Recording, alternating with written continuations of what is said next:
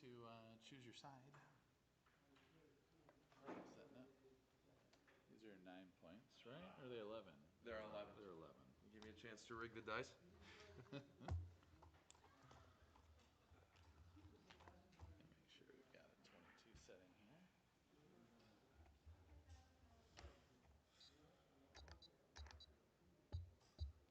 All right, clock's good. Stream's live, so you guys can just fire at will. All right, I'll be here. David will probably be down soon. Yeah, it's fine. No hurry. So I think when I went back to my table, the gala, like it might have gotten mixed up with the clock. Those started in Turkish though, yeah? Yes, I'm from Turkey originally. Yours is an Iranian? Yeah. How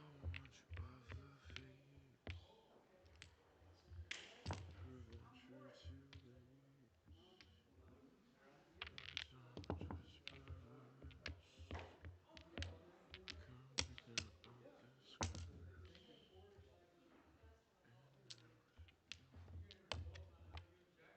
I'll spin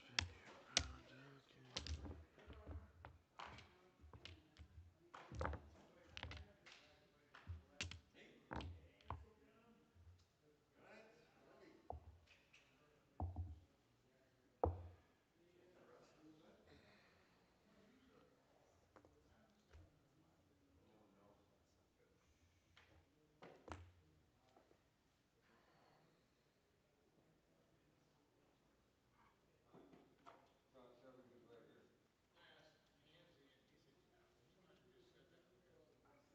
it's the least I could do. You can't go far. Let's break a 20 if we start passing the game.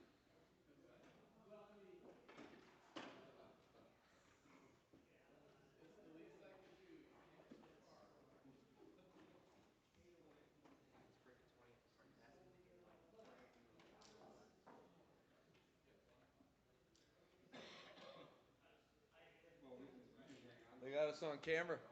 Yeah.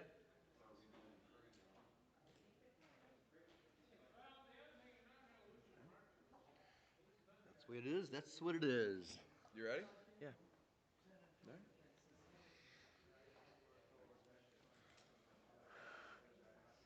Yeah. So damn cold in this room.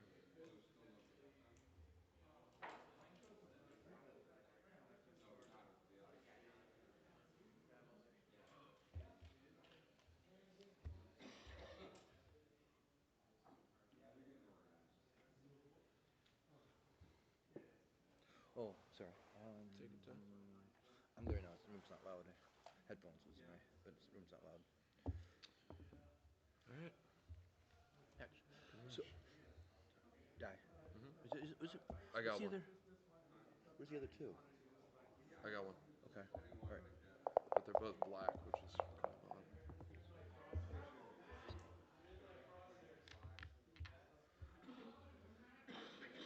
What's our total amount that we're?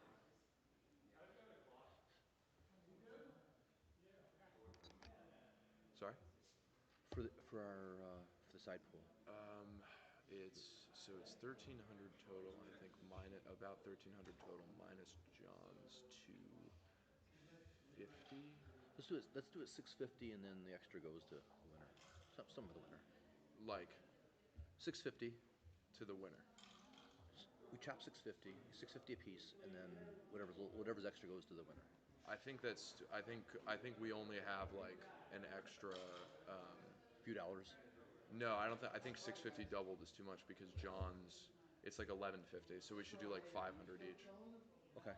Is that okay with you? Yeah. I mean, we could chop it down the middle too, but like whatever. Because we have like it's like 11. I think it should shake out to like 1150, or maybe what's 1,300 minus 200? Should we check? We'll just chop it. Okay. 6-1.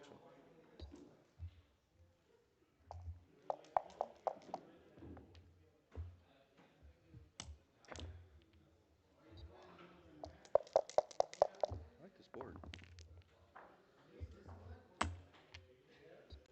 Yeah. All right, excellent.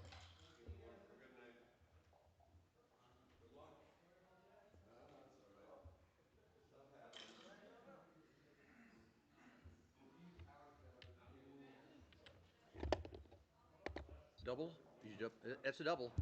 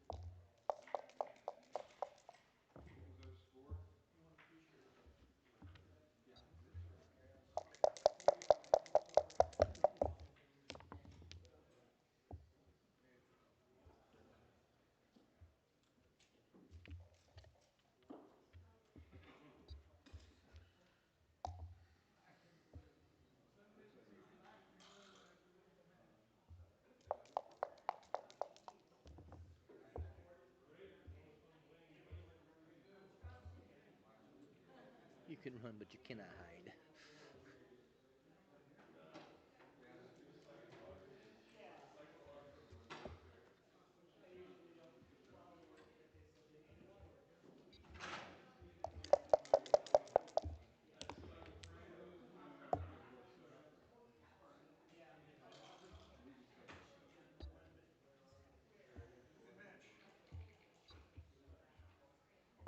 Pass. I don't know how you.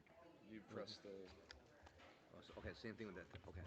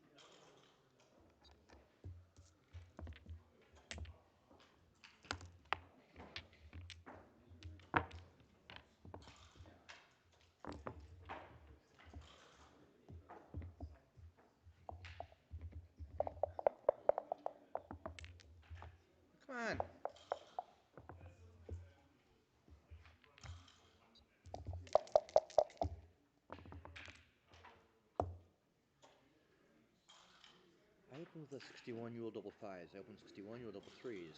You open with 61, I roll 6-3. That's silly ball. I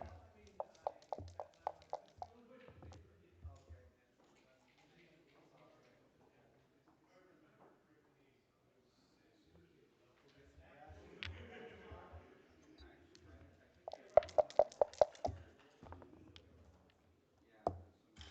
yeah, I'm assuming okay. Yeah, we're doing okay. My other board.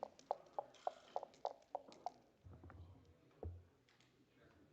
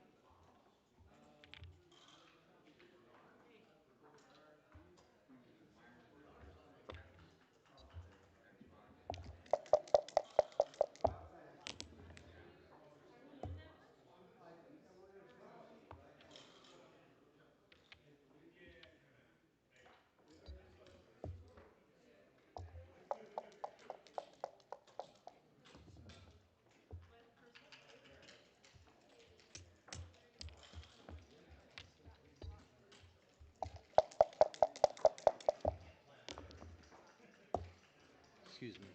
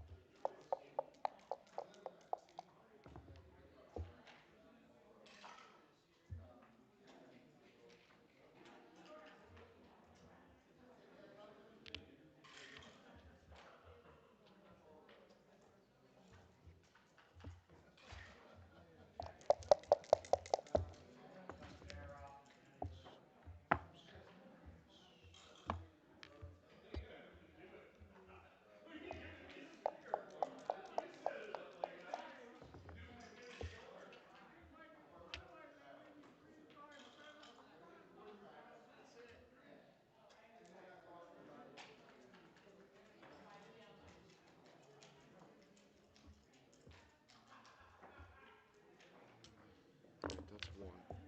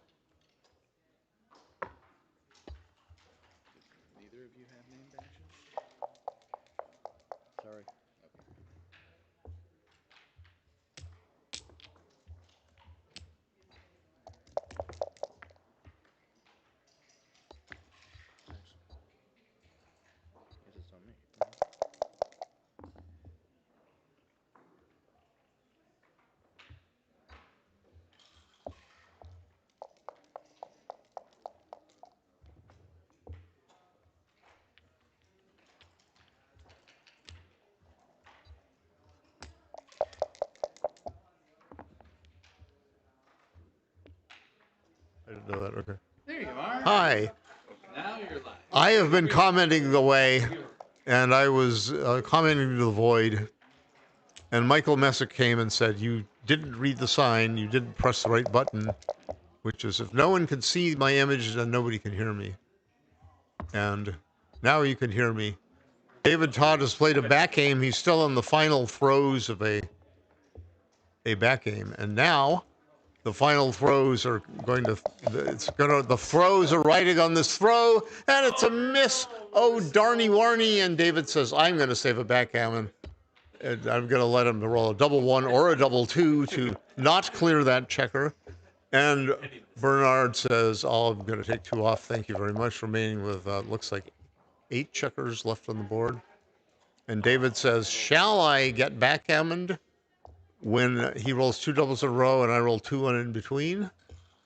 He says, no, I'm going to make a crossover and I'm going to pay off to that possibility.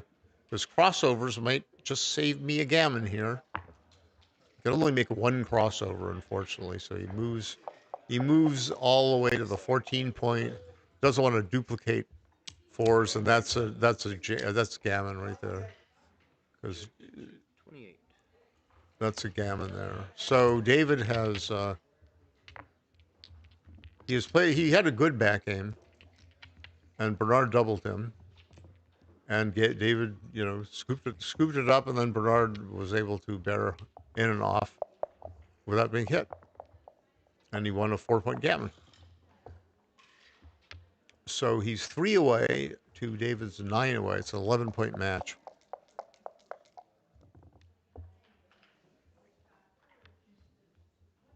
Three away to 9 away is in the low 80% of winning chances.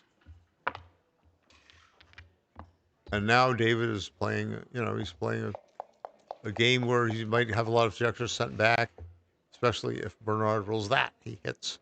He's going to bring a builder to his 11, I predict, from the stacked midpoint. So he can use that. He might get hit with the 6-5, but he probably won't be. Excuse me. Nothing to sneeze at, these David Todd plays. He's entered on the 22 point, and since a gammon against him is a gammon against him is bad, but he's way behind in the match, and so he's willing to try to win the game and risk being gammon because, he has less to lose because he's so far behind in the match. Now, Bernard has made the anchor on the 5 point of David. And now David has to think, do I want to leave the 9 point slotted so I could perhaps make a 4-point prime instead of, or am I going to, now slotting the 3 point instead of the 4 point, or instead of just 13 to 8, is done with the idea of having more checkers in front of Bernard's anchor. So now David says, all right, I'm going to hit. And maybe I'll get even more checkers sent back and have good timing for this back game. And now Bernard says, I might just hit something. Because usually you don't mind pushing your opponent into a back game versus totally playing stodgily. Now here's David. He says, I've got a second anchor. Might not be a back game, but at least it's a good holding game, and I can concentrate on my upfront winning chances. And David says, I will hit you twice, sir. As long as you don't make a third anchor, you are in bad shape. Especially if he can come zooming in and make all his inboard points quickly. To that end, he might move a builder to his 9 point. Like that. He's thinking about moving the one to the 9 point. Or he could just make his bar point and put a blocking point against the checkers on David's 24 point, i.e. Bernard's 1 point. David enters with a 5. Now that checker dangling on the 3 point is not David's favorite checker. He would rather such checker be on his 4 point, which is a more important point to make. And now Bernard has got a 4-3 to play, and I believe indeed he should make that 3-point. But he says, I'm going to be more conservative. I'm going to try to make the 8-point. And the heck with a 3-point. And now David Todd says, Hardy har. Shall I go 13-9 or 20-16? If I go there, he might hit me and send another checker back. Then I'll have really good backhand timing. And there's a 6-5. Now probably he's going to make the 8-point with his 6 like that. And he's going to hippity hop away like that, hoping to put checkers on top of his broken 4-point prime or make another point in his own outfield. Is that legal? I guess it's 2 dice on checkers. It must be legal. And David says, well, I can go forward a little bit. I can make a 3-point on the board, hit, put Bernard on the bar, and maybe if I'm lucky, I can fill in that 4-point or make the bar point or something. And gee whiz, Which one did you come in on? Bernard has rolled a 6-5, but it's illegal. It's illegal. He can't come in on the 6 and then move a 5, and he can't come in on the 5 and move point and move a 6. He sometimes you just want to fool your opponent. You just want to just natural as anything, just make an illegal play and hope he, and then just keep rolling on. And it's a legal moves tournament. That means you're obliged to point out any illegal action by your opponent and allow them to correct the illegal play. But that's legal moves, and of course these gentlemen are true gentlemen, and they will play legal moves. They will not try to steal a march, as the 19th century people used to say. And David says, I am going to keep hitting. I might make the 8-point to block the 2-point, or I might put a builder on the 8-point, leave 3 blots. He says, no, I'm not going to make the 8-point. I'm just going to control more outfield territory. My own outfield, that is. Bernard says, all right, I don't care. I'll stay on the bar forever. Mess up your timing. And David says, ho-de ho, here's my 5-point. 20-5 and 10-5. Legal. Then Bernard rolled 1-6 and hippity hop out. Well, the hippity hopping is good, I think. Alternative is to put a builder on the 7-point, but then you're going to have to eventually hope to get out. And David says, all right, got you where I want you. I've got a 16 number shot, and if I don't hit you, I still have this back game thing going on. But it's not the greatest back game. I can't hold those points easily, so I'm going to hop out into the outfield. It'll be a holding game. And Bernard says, well, I'm going to come running all about. I'm going to come down to the 8-point. I think I'm going to come down to the 8-point and slot the 1 just to get checkers off of the midpoint so that he can clear it more easily, like with a 6-5, for example. Clear the thing entirely safely. And it is a 6-1 for Bernard. He makes his 1-point, so he doesn't have any blot to worry about on his inner board if you should hit something. And David says, shall I move from the 16-point? If so, shall I stop on the midpoint? And he says, no, I will not. I will move it all the way around. Now he's got 3 spare checkers up front that he can use to make his 2-point with. And if he has to break his 14-point, the moved back 1-point midpoint, he can do that too. And Bernard is not going to volunteer any shots in a position like this. And now David says, all right, I don't like the 6-5, but I'll slot my 2-point and hope to make it next turn with a 2 or even a 3-1. Could make his 1-point, or even a double 1, which would be a combination play. Now a double 1 from Mr. Bernard Pilara, and he can make his 5-point. Simply make his 5-point. Making the 5-point would be good insurance if he gets hit in the outer board and he comes back in, or if he gets hit in the outer board, the 5 points in a row will be good against. But instead, he says, I'm going to try to The heck with the 5 point. I'm going to try to get home safely. To that end, he'll put his rearmost checkers on his 12 point. He's got 3 landing spots, 6 pips away from that outside point or less. I don't like this as well as making the 5 point because the 5 point is valuable. It's a blocking point against David's back anchor, the 22 point. It's landing spots for checkers coming home.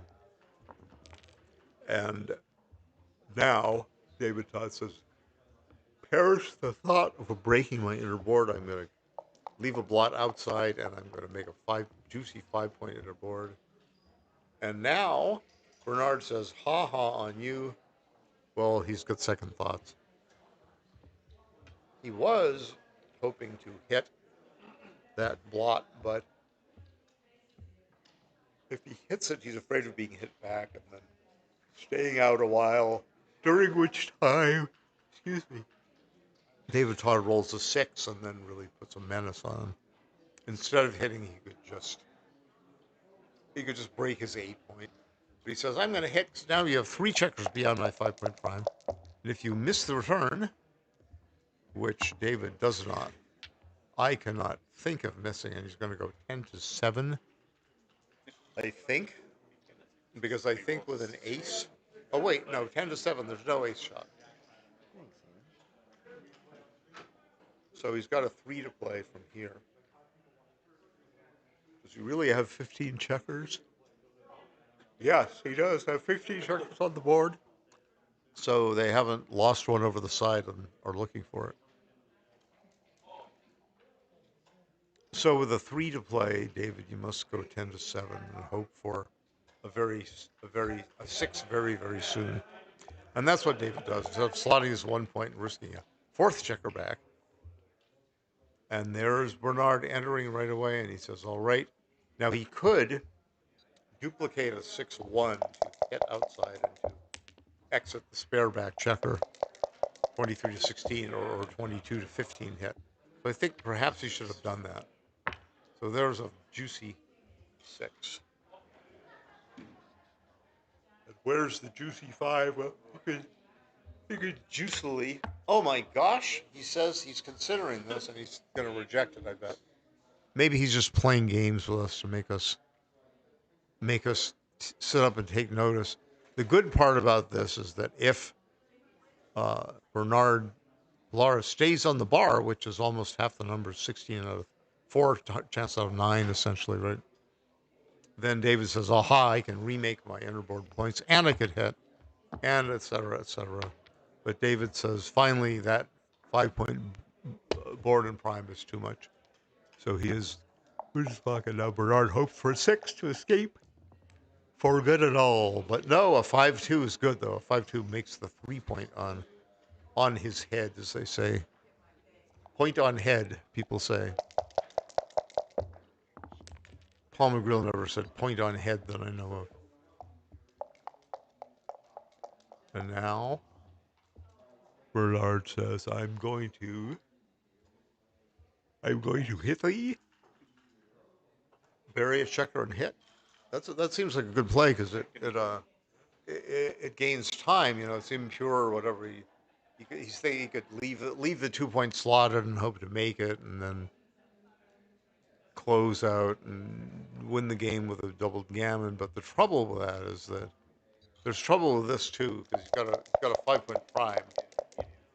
But if he gets hit, which he doesn't, now he hopes dearly for a 5 to cover that thing.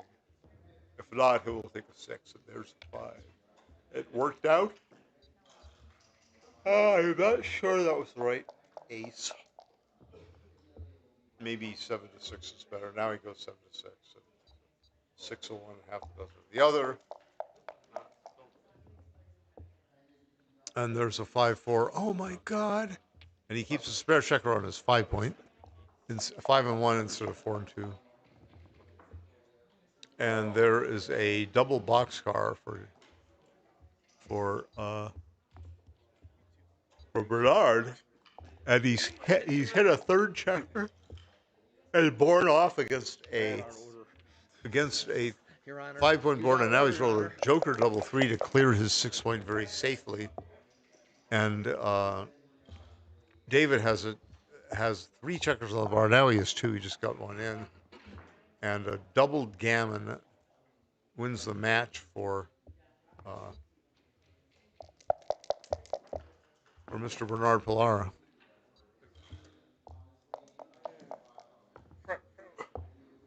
Uh-oh, a blot has appeared. A blotch, as Kit Goulding likes to say, and now poor David cannot hit a thing. And that is a 4-3 and 2 checkers off his best there. And finally, David, he doesn't, he's hoping against hope not to, he comes in and he makes a crossover to the 18-point shrug. And now we've got a 4-2, so you're going to make 2 crossovers. David's a large underdog to save this gammon. Excuse me for my yawning. And Bernard takes a checker, 2 checkers off, and there is a crossover to the 6-point. And so whatever David does, he needs at least three crossovers from quadrant to quadrant, to have any chance to save the gammon at all. So he needs to roll what? How many things? Double 4s or better or something. He doesn't do it. Well done. Thank you. So that's the end of the match. Bernard Pilara has beaten the very pure playing, aggressive back game and prime oriented David Todd from St. Louis. Bernard is from New York City. Plays in Brooklyn, New York.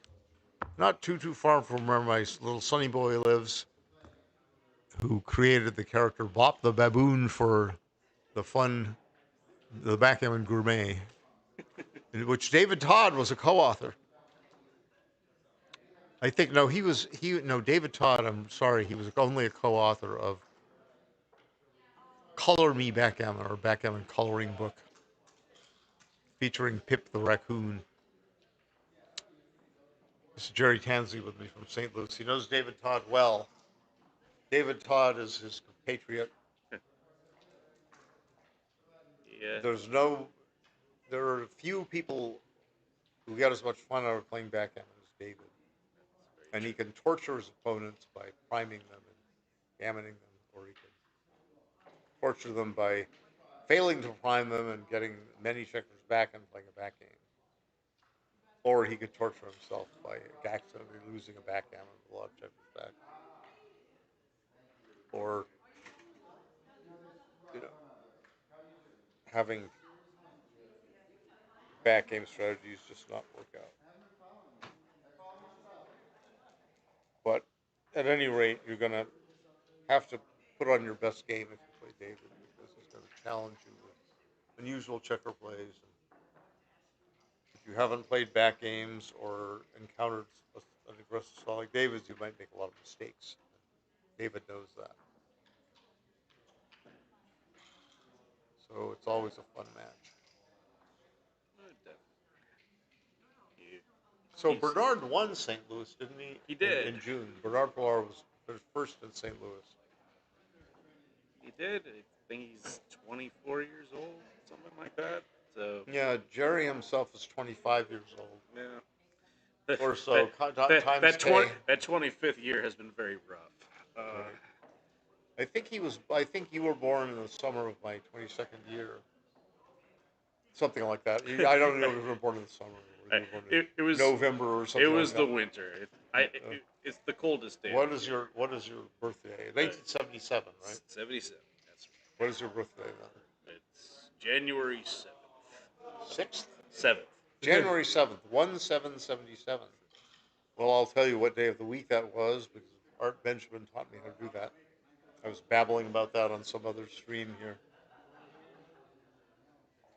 77 and 19 makes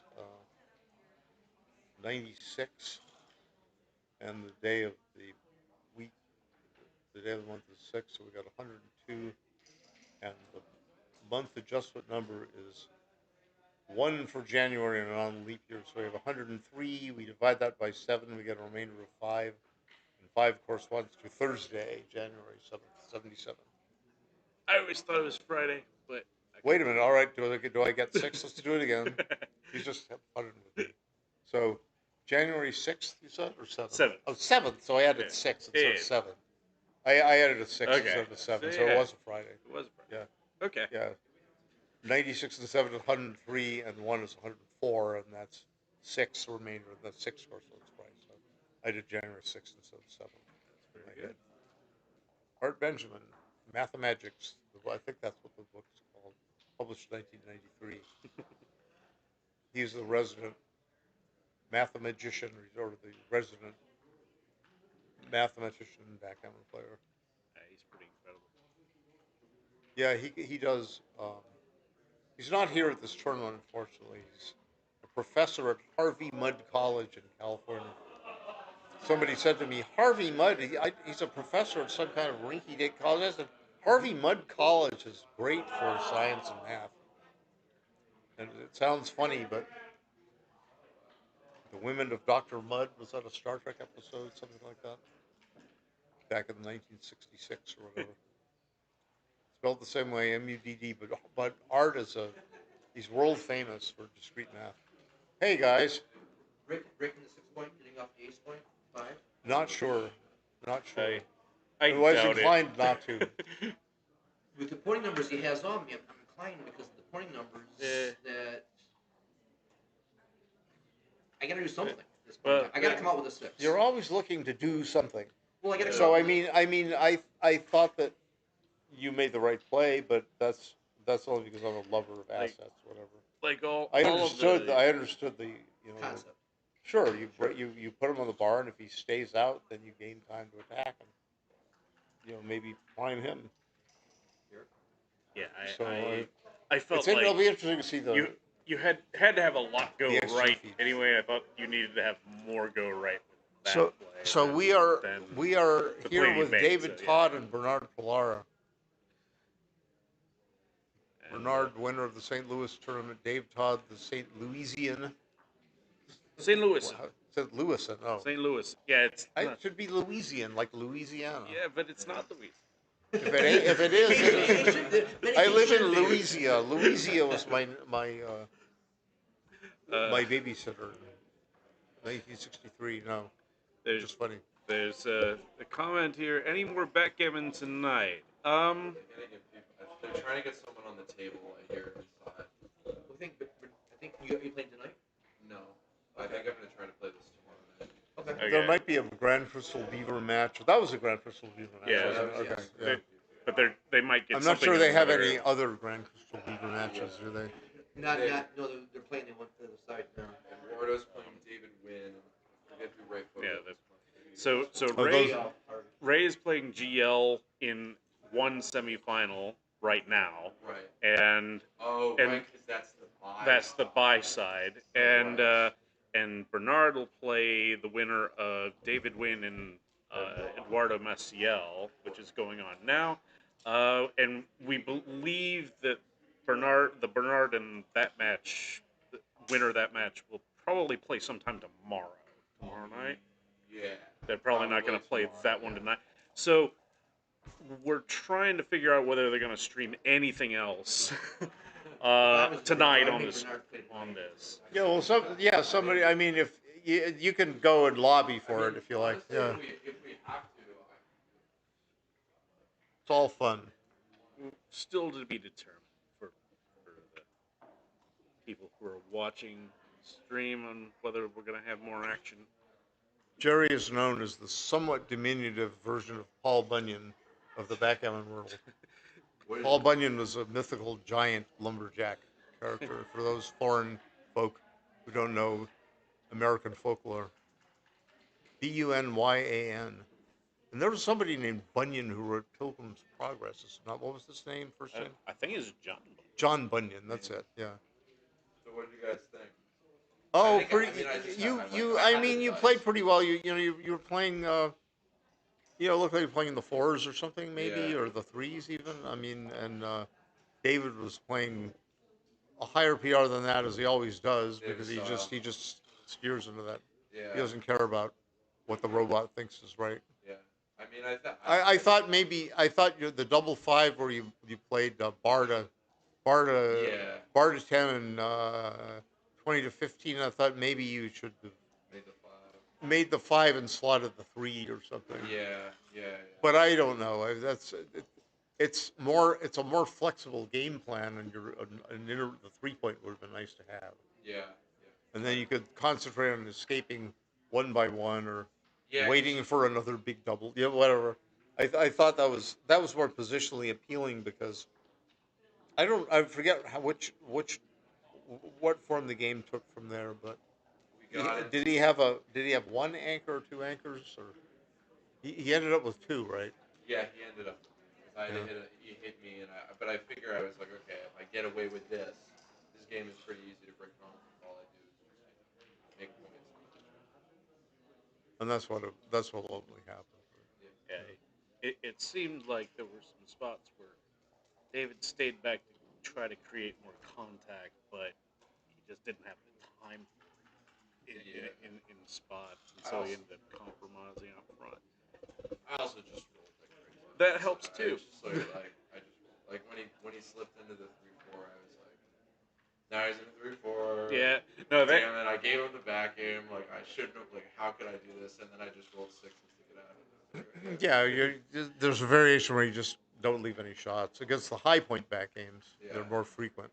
But Yeah. the 3-4 could be insidious, because Yeah. middle quality numbers, threes and fours and like that, often, especially fours, often Yeah. play badly. Start to just rip. 5-1, or whatever. Yeah. So of course you have to be aware of the numbers that come from your furthermost out points, and bonk onto the obstacles. Yeah. You consider numbers like that, fours and fives and threes usually, Yeah. and you look for numbers that include fours, fives, and threes, or five and or three, and those numbers tend to be the worst ones. Yeah. Force you to dump or leave blots, or that's a trick for trying to figure out what the best play is.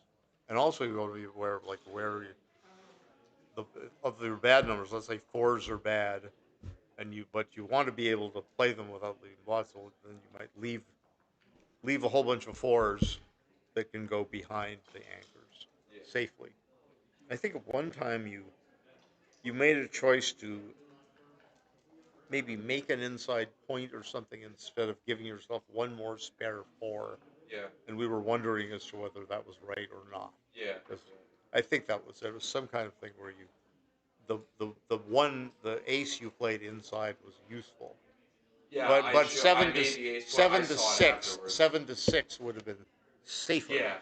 in terms of Yeah. clearing. Yeah. I saw it afterwards. I was like, Yeah. okay. I think. Be aware of your bad numbers if you're bearing it against a back game. That's the long and short of it. I'm going to do that. All right. Well, what are you playing in tomorrow? The main, and then I think we're doing. So you're on my Calcutta team. Yeah. Are you not? But Yeah. I'm 3-2 in the main. So I'm also 3-2 in I the have to. main. We have to both do a lot Yeah. of like. If we Yeah. play each other, then at least one of us will advance.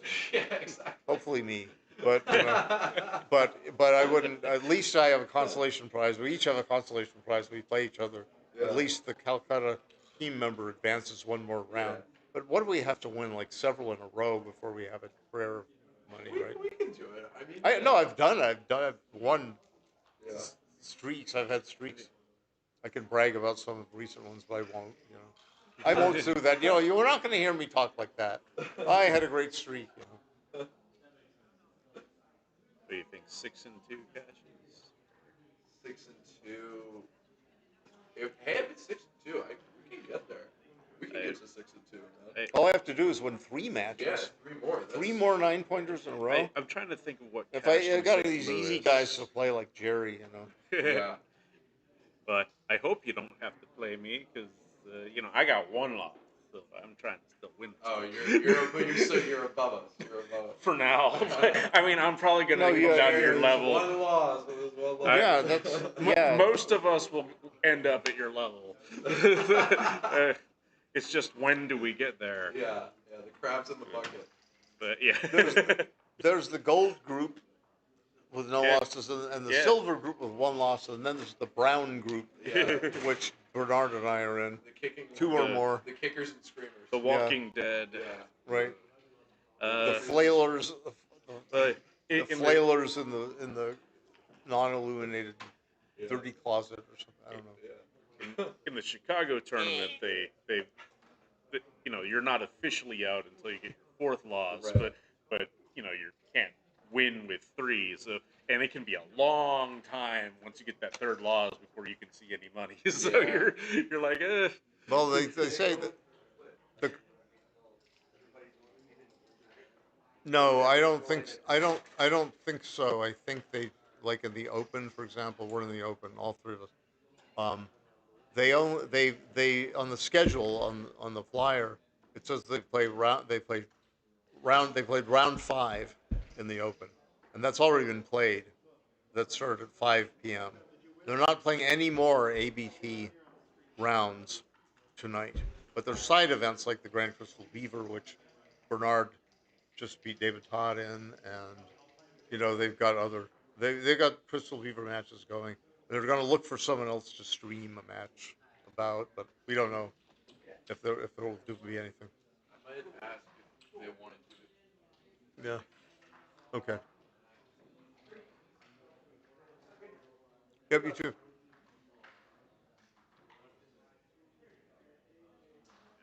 I think the St. Louis tournament got around 47-ish, 40. It was in the 40s, and this is roughly a similar size in the 40s.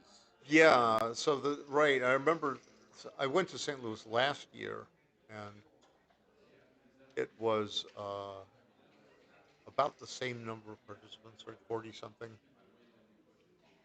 And what did I won something? I won the Masters, and I did a minor cash in the Open.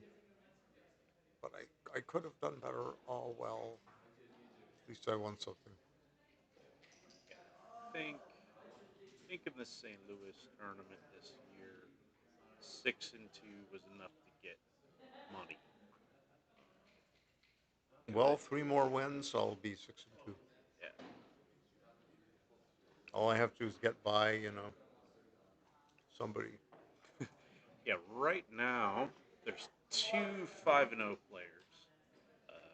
Got John O'Hagan. No, it's Jack Oh, Edelson. John lost to Jack. That's right. And then Todd Odahl. You guys might have something else to talk about. I'm Okay. gonna see if I can play it tonight because then whatever happens, I don't have to worry about it until like Monday or whatever. Do you know what the score in? It's 2-4 way. Okay. And something looks like it's happening. Okay. So you're talking about one of the match you're waiting for. So who might you play? Either Eduardo Maciel or David Wynn. Okay, those are decent players. Oh, yeah. I mean, I played Eduardo in the BMAB. Yeah. He was very very thoughtful player. Yeah. But as far as the bracket goes, I mean, you, Kid, John O'Hagan all got knocked out. So that was Yeah, it wasn't great for us. yeah, good for everybody else. Well, We'll take advantage of it. shrug. Hey, I intend to. I intend to capitalize on the. Yeah, on the Beaver, I didn't play because I got a back pain flare up. Oh man, I'm sorry. So I had to search up Tylenol just to stay even. But I did, and I'm feeling better now. So That's good. I'm glad. But I didn't play Beaver. I wanted to go for that trophy, but I can't play when I'm. You've seen it, right? No, I don't want to look at it. Oh, you don't I want to look at it? Okay. I don't even want to look at it. I was gonna say it's out. But Well, yeah, Ray Fogerlund was telling me a story. He says, I have 3 of those beavers, and I thought, oh, this is great, but you just touch it, and then he goes flying across the room, and he had lost part of his head and one leg, and I said, I'm going to call that one Lefty. This is an accurate story because I've heard it too. Yeah. Yeah, you were there. Whatever. Yeah. Even yeah. No. I've heard this story from Ray like 5 times. It's still entertaining. I think it's entertaining whenever I hear it. I might have heard it another time years ago, but I don't know. But it is impressive they have three of those We things. are thinking Yeah. about it. I mean, not me personally, but it's possible that Oh, the clock's running Bernard, out. It's running out. David's Ber- going to lose on time. It's Bernard's going going to 50 look seconds. into whether David's going to lose on he can time. Oh my play the God. next match, his next Beaver match tonight. And at 3 away. But Yeah, 3 away, 9 away. Bernard wants to, right? losing on time. That's a PR hit for Really? BMEB. I didn't see the first part of it. So. Yeah, no, this is just it's over. Oh wow! Bernard Pilara beat David Todd in the semifinals. Was that or was the finals? What was that? Was that the semis of the Beaver? The round of 8. Okay. So he's going to play a semifinal match. He hopes tonight, and we can. It will be either David Wynn or Eduardo Maciel. Okay. Where's Eduardo from? South America or Central America? Brazil. Okay, that makes sense. I like it. Yeah. Right. Okay. Maybe like.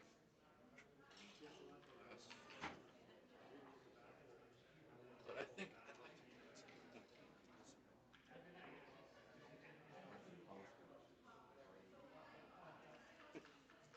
First things first. I mean, backgammon versus a concert, friends. What's you know, what's to choose? Wow. But the problem is. So yeah, about a draw. The problem is otherwise, I have to wake up. They want me to wake up tomorrow and do it. I think it's just like late.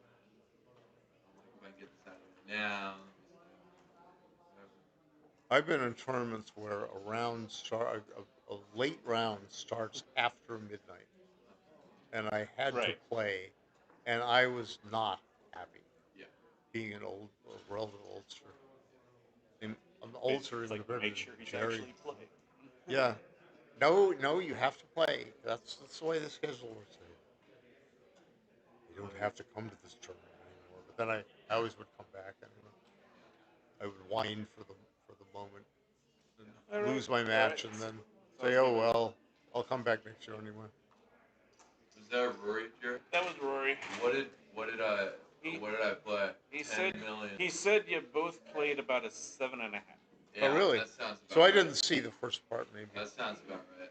I think I screwed him up, but I just was trying to not let David do what he does. Yeah, I saw a couple of moves like that. Where I was like, Yeah, Yeah, so you- that's a trap you fall into against David. Yeah, I think- One falls into, not Yeah. not you personally. I fall into it myself too. Is that you're afraid to hit him when you should because Yeah. you know he's like, oh, I want timing for a back game, and if you Yeah. send a checker back, then he's got that much more time if you can escape that checker to move to play without moving his forward checkers too far forward and not having a blockade and not And after you hits and blah blah the usual back game stuff. it could be a tough thing to gauge, but yeah, like sometimes you're so concerned about not making David Todd happy that Yeah. you miss some of the spots where you can both be happy. Like Yeah, you know. right. So. It's a cooperative kind of game. There's no win or lose to it. Oh, there's I'm happy definitely that a you're lose. happy. You're happy that I'm happy, but we still want to beat each other Yeah. with a spoon or whatever the question is. Momentarily, we're allied in our euphoria of what our position looks like. Yeah. You- you- well, it's got like A XG. temporary euphoria, at best. Yeah, there was a position where I could have hit, and I knew it was right to hit, but I was like, "That's the fourth checker," and I don't want to give. Yeah, Rory mentioned which something. Which is stupid. Like I should have just hit the fourth checker. He's like, yeah, David wasn't in a back game yet, and you didn't want to. And I didn't want to give him the chance to get the fourth checker. I mean, even though obviously it's correct to just hit the checker because he doesn't always fall into it. And even if he does, you should just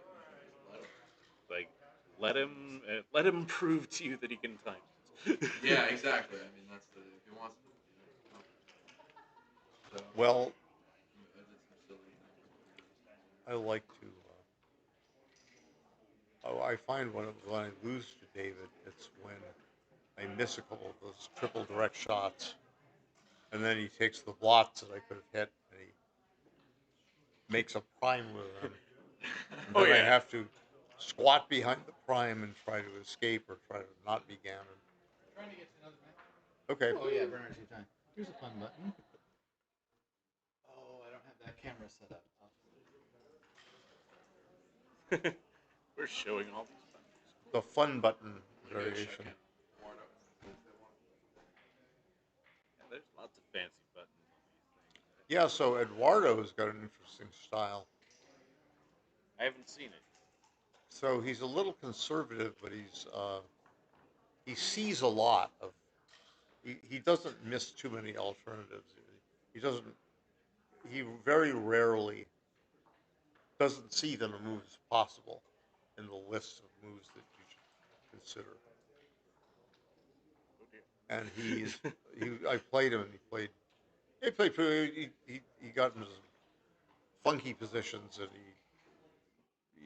I'd been rolling very well, and he was, oh my God, I'm getting jokered, and so he made a mistake or two there, but up until then, he'd been playing well, very well.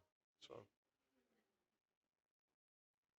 Yeah, it's one of those things where they they play perfectly to get you into a position where you can't do anything, and they mess up some small thing, and you're trying to constantly say, "Hey, he made a mistake there," but it doesn't exactly. Well, I really. mean, yeah, but it, those things could matter, Yeah, and my own quirks of play, of course, I keep them secret, but they're there for all to see. so we're eagerly awaiting something, We're either awaiting Bernard versus either Eduardo or David. That may not happen. may or may not happen, but hopefully we'll get a doubles match if that doesn't happen. So, Oh boy, we the are. double smash. If you, well, it'll give us plenty of I time to know, talk about the but plays. it'll be longer though, is what I mean. Yeah. It'll be plenty of time to talk because they've got a 15-second delay. Is it 15 seconds or is Yeah. it more? Yeah, 15 seconds, And and the how clock many is minutes per one? it's 3 minutes per 3 match point, minutes I per think. point. So a 7-point match would be a 21-point time bank, and a 15-second delay. That means 15 seconds of free time to think before your time bank starts to decrement. This is why Be I've played eaten. doubles once in 15 years. I mean, Really? like, Don't play doubles here? I not I St. Louis tournament, the last one. My friend Mark, I decided, hey, we'll play Sorry. doubles. Maybe it'll be different. And I was just dead tired, but Yeah. it was better because in the old days they didn't have clocks on these matches sometimes, and Oh it my was God, dude. the worst. Yeah, you need a clock on that. I mean, I like to talk a lot during doubles when I'm playing doubles, because that's part of it. But I know that it's. Oh, but if you try to kill off doubles from your ABT tournament, people will not come to your ABT Oh yeah, tournament. it's a great event. I No, love doubles. everybody seems to love it, but It's great. You get to play with your friends and I whatever. like what I like is when somebody pays my entry fee and for the privilege of playing with me as a partner, and I'm supposed to talk and tell them, for the they got a lesson, a practical lesson, and it's like, all right, if I'm going to play in the doubles Yeah. anyway, that's a good arrangement. Yeah. But what my personal problem is with doubles, um, and it's just a personal problem. It's not anything to do with the doubles is inherently problematic. Nothing like that. It's just that I want to be in my zone of thinking and concentrating, Yeah. and talking to somebody else while I'm doing that is very. It. I have to reset my. I have to reboot myself Yeah. as a Zen practitioner or backgammon, whatever you Yeah. want to Oh, say. I agree. You gotta zen out. I want to. Somebody wrote a book called what? Visual Thinking by Rudolf Arnhem. Is that it? merge your primal stuff with the primal stuff of the medium, he said. Talking about art mostly. Yeah. And I thought, wow, that's really great. I'm going to have to pretend I said that myself. Merge my primal stuff with, whatever is in the toilet bowl, talking to God on the white telephone, Yeah. Oh, God, I feel sick, I But need so double that's when I fives. play backgammon badly. That's my metaphor. I need double fives. I need double fives, please, please. Let's see. It Please. looks like they're done over there. Well, let us know. I think someone will come running in, like Mark, maybe Messick. I don't know if April's in running around mode right now. April and Michael Messick, the intrepid organizers of the Viking Classic Backgammon Tournament of Minnesota, as is 2025. On the screen in front of me, showing our handsome faces, the bearded Jerry Tansey, the relatively clean-shaven Marty. I tried to grow a beard, but I couldn't. I didn't have enough follicles. It was a scraggly beard back in 1978, 77. I got disabused of that notion, and here you see me in all my clean-shaven glory, including the top of my head. This is also on the screen, and on the screen there's an image of a Viking longship and runes. You can get a rune stone here. A rune is a letter of an alphabet in a certain style. They call runic runes. And you could get a rune stone that has a rune, one of the particular runes of the runic, Norse runic alphabet, whatever. And they all have names. And the names they're not exactly Old Norse, okay, which is the Vikings spoke. They are actually older forms of ancestor of that or an ancestor language, as a Germanic or something like that. And a lot of the names end in Z or AZ or something like that, and that is characteristic of Germanic, whatever. I'm not sure Gothic is a similar one, but it's just interesting to see all this stuff. And April had a horn, and she blows the horn to announce, the Beowulf poet is coming to the mead hall. Elvis is in the building, and he's going to recite for you. Yeah. And I couldn't resist. Only two people in the room, but I sang Joshua Fit the Battle of Jericho. And she caught me on mic. She took a picture of me doing it. So it's a fun tournament. The walls of the prime came The tumbling walls. down. I could.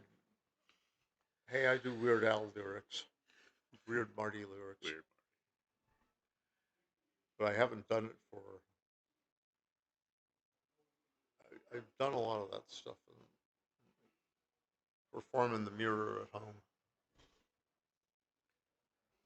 But be that as it may, it's just a fun tournament. Oh, absolutely. And the trophies are to die for. They really are. They're made in China, but they're very good. And they're very good. Yeah. But is in logic, but is equivalent to and. What do you mean, but? Well, There's no buts yeah. here. It's not a logical operator. But it is an operator, a grammatical operator. So the trophies are very nice. I've got two of them. I've got one in 24 and one in 22, the only other times I've been here. A longship. I won a longship trophy. Oh wow, that's the one I'm I gonna don't try. have. I'm gonna try for that tomorrow if I feel sharp. It's, I've already withdrawn from the Grand Crystal Beaver because of back problems, but I recovered somewhat, and I'm scheduled to play in the longship jackpot tomorrow, starting tomorrow. I think, right? yep, the longship is tomorrow morning, 10:30 local time. Yeah, I'll probably give that a shot instead of withdrawing from that too. Well, let's hope so, Because the only way I would is if I don't get any sleep at night. What time is it anyway? it is now 10:27. Okay, so that's pushing my envelope here. So I may do part of this upcoming match yeah, and then go and leave. And I can take over. All right. The intrepid Jerry Tansey.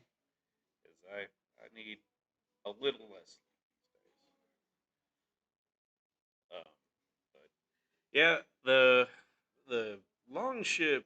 They said in the brochure that there would be no buys in it. So So that tells me that they've got a full draw. right, and I think they probably Power of two. Number yeah of players. they've probably got 8, Probably have 8. and Okay. they might have a backup if someone does need to withdraw. So yeah, so when I played before, I played in 2022 is when I won it. They had 8 players. Yeah, that seems And the trophy was a long ship, an actual little long ship right. trophy, and it had a billowing sail of red and white stripes, and it's still the same. Yep. And little guys, little tiny Oh, little guys tiny men. that were the a couple of sailors on the couple of Viking sailor types. And now at home it is in some obscure case in an upper hallway of my house. And but there are Peter Rabbit characters, little Peter Rabbit passengers, Jemima Puddle Duck, these Beatrix Potter children's book characters from 1900. They're little, and they're riding in the long ship. They don't want to be, kiddie book stars. Okay. All right. That's it. Thanks, Bernard. Good luck tomorrow. So there will be That's no, it for tonight. Yeah, that No appears more to be, babble from myself and Jerry. sadly. So Sarah, now I can go to sleep. Sarah wants to test you though on naming any day of the week in history, like you did with my birthday. All right, I'll try that. Go ahead. So No, okay. So there were calendar shifts, and you have to know when the calendar shifts were. I'm not an expert on that. So if you said, October 12th, 1492, when It's too Columbus early. sailed the ocean blue, like they hadn't even made the 1582 adjustment, and I happen to know from history that at the time that was considered a Friday. But if we use the same system we use now, it would not have been. Who knows what it would have been? So don't give me any really old dates. I Oh, can do it here, after here we, 1752. I can here we do. go. January 19th, 1989. Okay, that would be 89 and 22 is 111, and 19 is 130, and the month of justice was 131. Divided by 7 gives me a remainder of 5 Thursday. The answer, according to Marty, is Thursday. Is he right?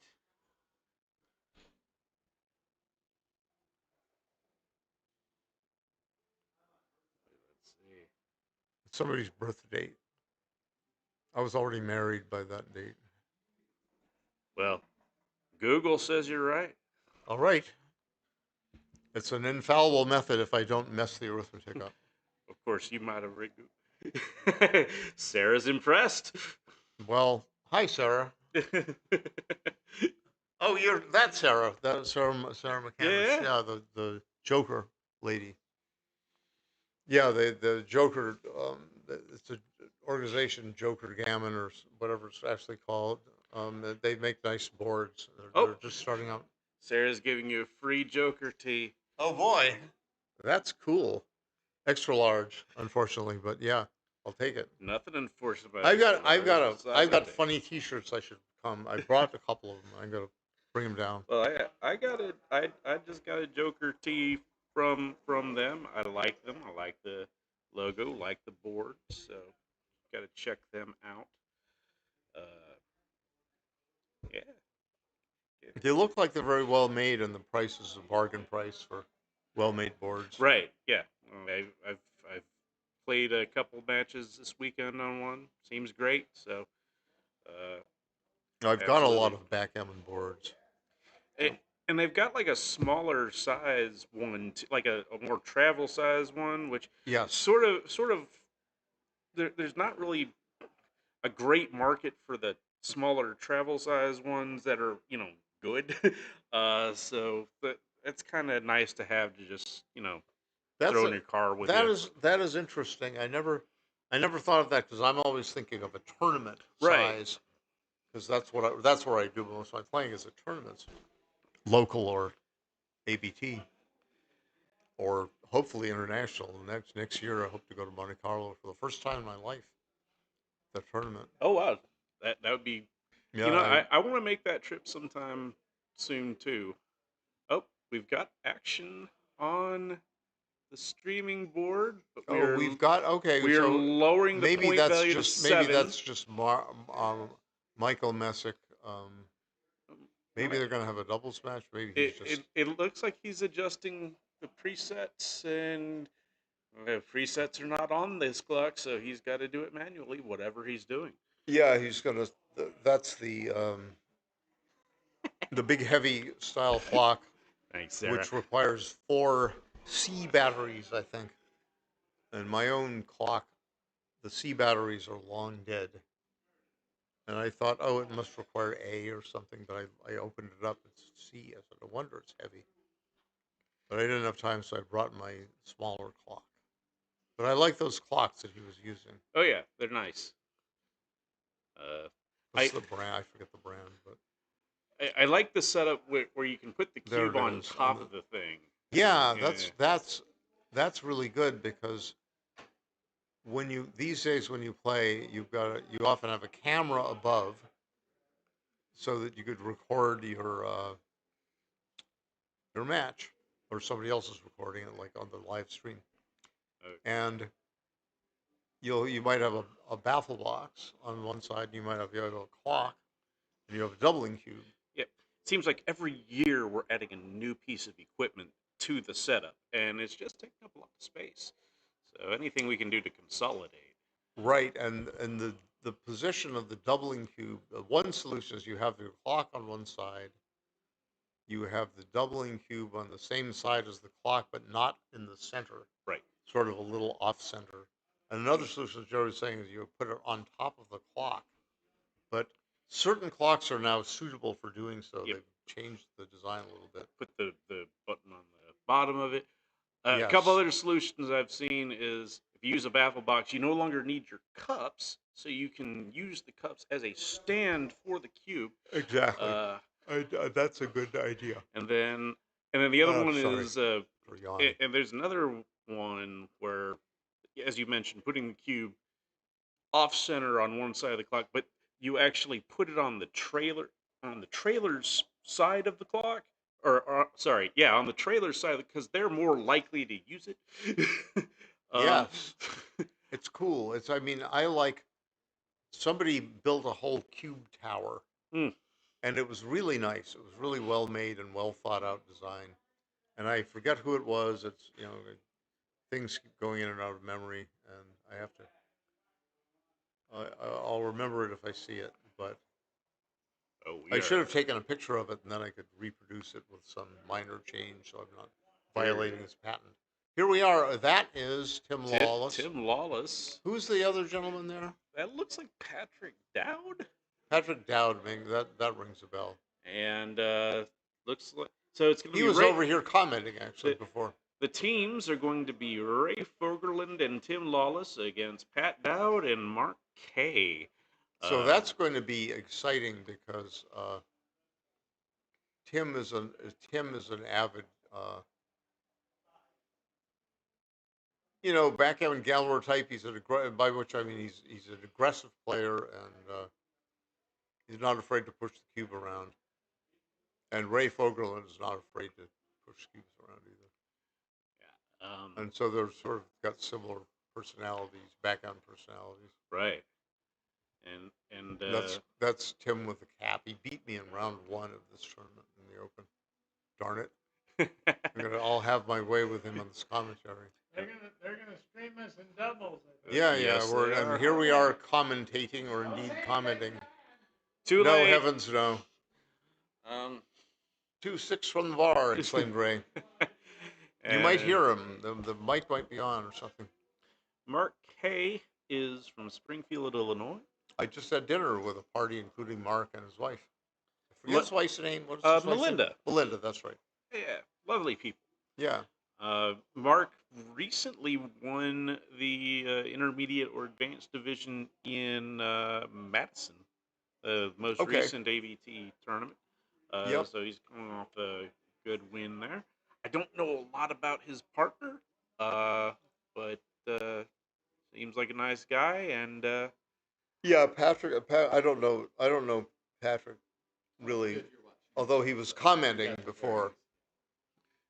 So here we are.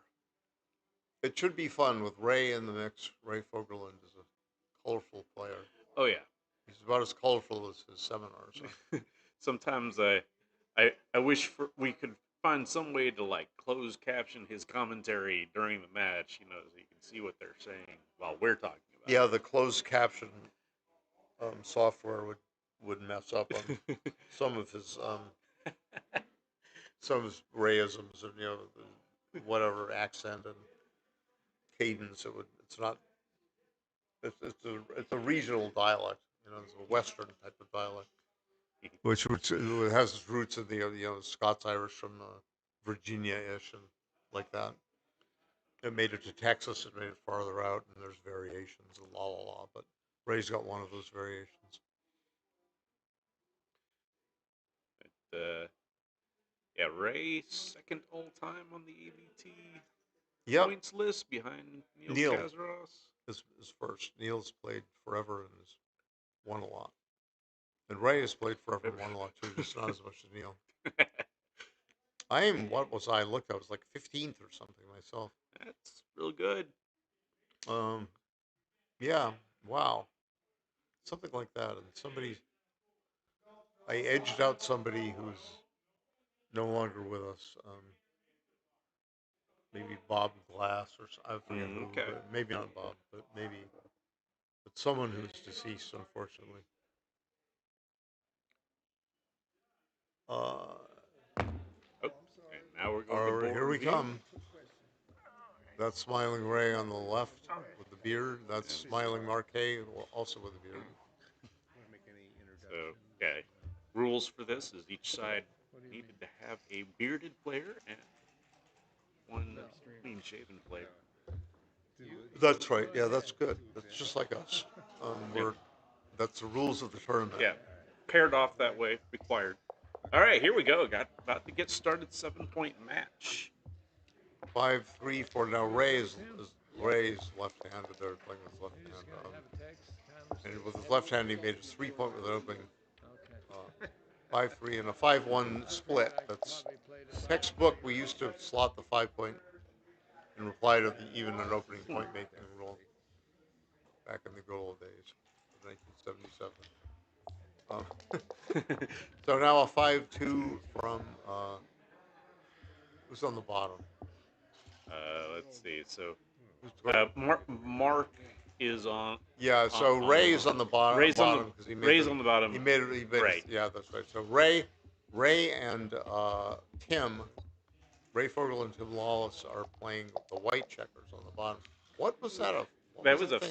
5-1. A 5-1 hitting one checker.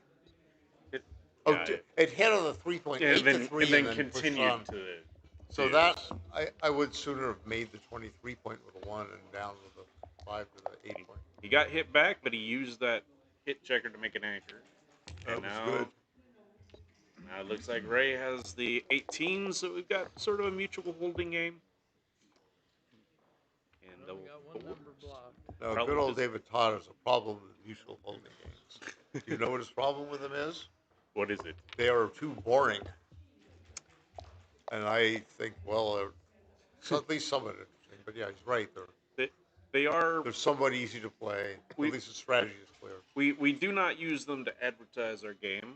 And the thing is, just because they're boring doesn't mean you should avoid them. I don't. Yeah, I'm not. I would rather win boringly than lose interestingly. Now, I wonder if this 5-1's a little interesting. The gut reaction, even though it leaves a double shot, is to just slot that 5-point with the ace. That's my own gut, and Ray's. I knew Ray would do it.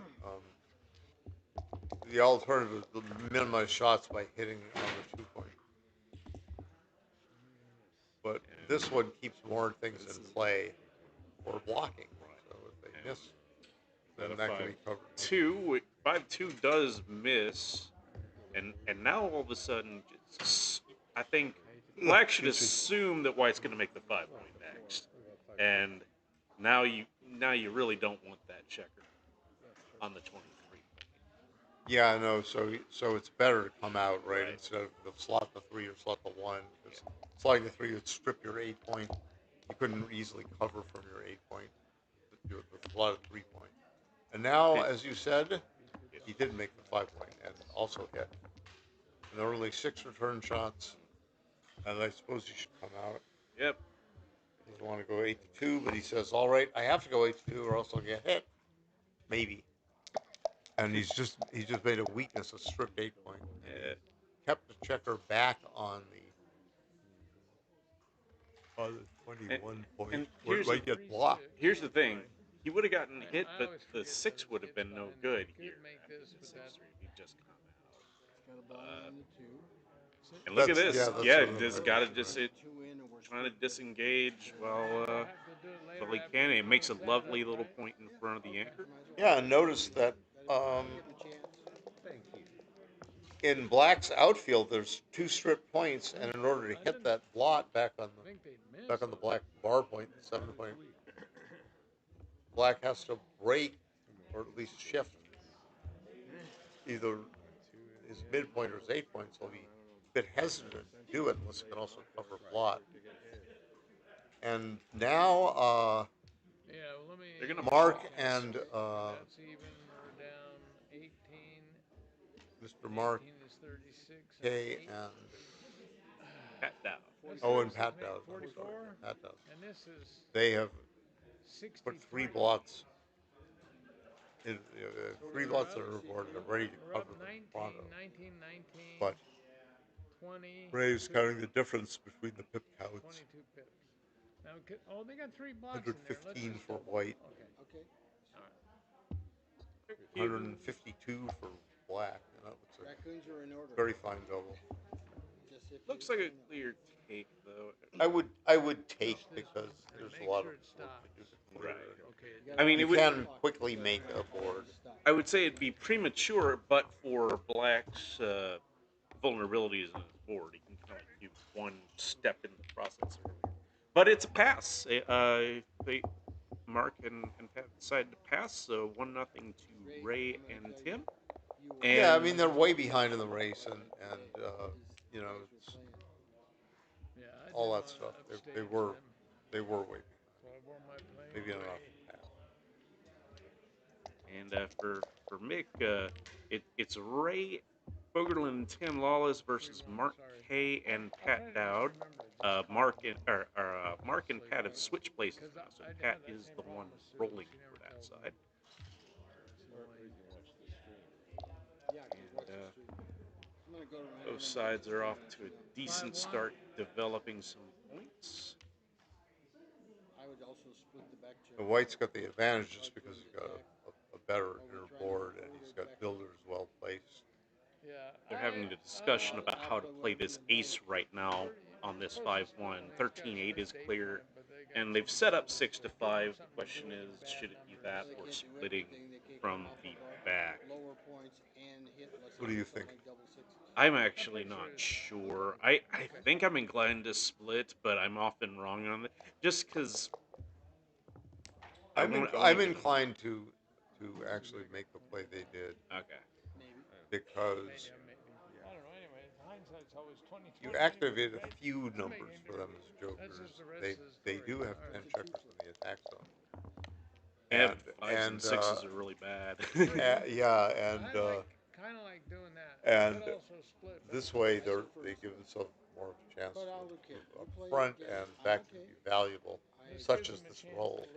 Yeah, this double ones is interesting. They used the first 3 to quickly make the 4 point. Now they're discussing whether to go full out and try to make this 6 prime and leave this 6 shot, which you get a discount on the number of shots. Now it's only looks like 15 numbers, or 15 numbers instead of normal 17. Yeah, 15 because double But threes you play whatever you like. and double twos are blocked, but nothing else is blocked. You'll really like this. 4-2 if and they don't 5-1. get a 6. And so they Yeah. do decide to play And the we'll check. try I'm to inclined back to do them, but this they do because it. it's a quick and powerful. Now 6-1, okay, Play hits, some more backgammon. but and lifts the other blot. But any 6 or 1 except 6-6 You know, you could hit loose. hits, and 6-1 is a perfect example. So it was a good roll by That was kind of the worst way to Well, do Ooh. by it. Pat and Keep a 6 and, up and there. Mark. That bar point is a Michael or dangerous. Mark? Mark Michael. K. Mark K. That's right. I just had dinner 5-4. with him. I'm getting tired. Sports fans, I'm fading. All right. I'm like a relief pitcher or not a starter. Well, Ray's gotten My hit. arm's starting to hurt. Ray's gotten hit a couple times, but he is able to make the 20-point anchor. And this double ones is just awful. Out of chewing tobacco. Double ones is just like, it's great. You clear a point, you get some checkers inside, and you got flexibility. Builders on 2 points. Bug, you don't have your 3-point friend. And Ray says, doggone it, I missed. Now he might, So it's interesting whether he should keep it might the be. 24 point. He You could hop all the way out if he wanted to. I was wondering about that play. Hopping all the way out Yeah. covers more outfield territory. But Ooh. splitting, though, I mean, he should hit twice, I believe, rather than, because if he plays a 4, elsewhere he'll have no 2. This 4-2 probably to minimize shots. We gotta just hit 2 checkers because there's no way to play. Yeah, you have to leave lots of shots, and you have to leave Oh, another and block. fanning with boxes. I've seen that several times tonight. Maybe I did it once myself. 6-3. But- Okay, you get to cover the ace point that you've slotted, and then move that. This is the play. It doesn't have to be pretty if you get home safely and it works. And now No, you're not going to not gonna leave another block and another hitting number. You know, like 1s and 6s now hit as well as 5s. Yeah, yeah, so- we're gonna do this and play with So one block. 4 points to enter. 4 points on which to enter is 4, and then there's one hitting number after entry, which is a 3. So 4 times 1 times 2. So the formula that popularized makes 8 minus square of the number of duplicated Go higher on average numbers if to you use enter on hit. That's 1. Still can't play this safely, so they'll minimize shots. So it seems to be 7 shots, but then it was 7 shots. Now it's actually double 5, 8. So the 8 shots off the bar.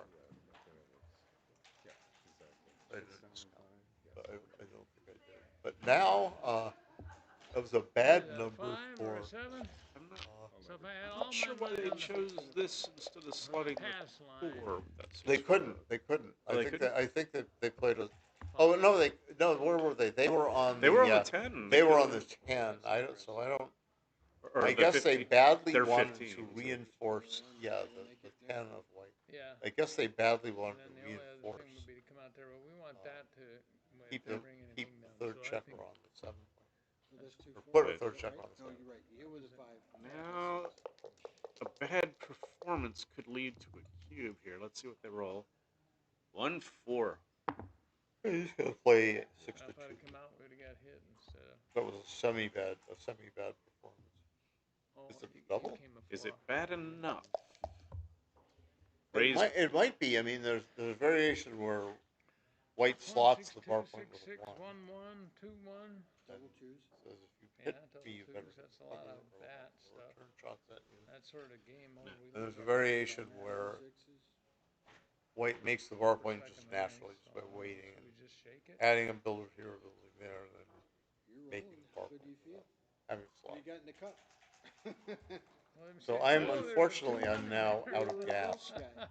So I'm gonna go I'll take my go. gassy self, my You take a roll. my windbag self off somewhere and maybe go to sleep. In the same. And I wish all the best luck and skill to both of these sets of doubles participants, leaving the capable hands of Jerry. Or is it Gerard? Is it Jerry? Just Jerry. It's just G. Gerard is my given name, but only the judge calls me that. Will the defendant please rise? That kind Yeah. Well, And your full name is? Yeah, all right. Be that as it may.